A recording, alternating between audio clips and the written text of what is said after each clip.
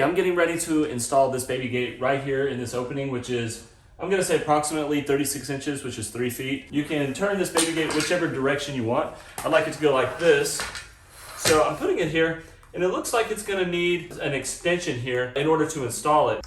Basically, screw these so that it creates pressure right here against the wall. We gotta do this with top, bottom, and both sides. And especially when you have this kind of gap. I'm just gonna do the tops first.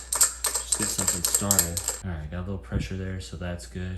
See right here, we still have this gap.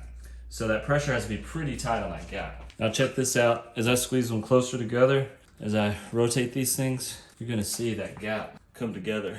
It's great that it comes with this little wrench. That way I can take this and tighten it even better. It's got a little block on there. It's gonna help me tighten this up. When it gets too hard to do like this, you can just tighten it up with the wrench. So that gap is coming together as I tighten this. That gap right there has gotten closer. You don't want to over tighten, but look, this is now opening and closing. Slide that button, lift up. Okay, so that's the installation of this baby gate. But I wanted to install this just real fast for you guys.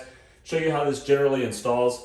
It opens both ways, so you can open up this way, and it is spring loaded, so it will close on its own once you get past a certain point.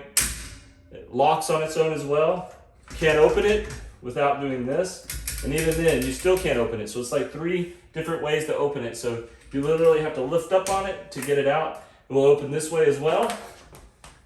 And see, it's also, it closes by itself. I love that with baby gates, because then if you're in a hurry, you can just get through the gate and let the gate do its own thing. I think it works really well, and it is made out of solid material. Thank you, Sycyh, for sending this to me. It's pretty cool. This is a paid sponsored video.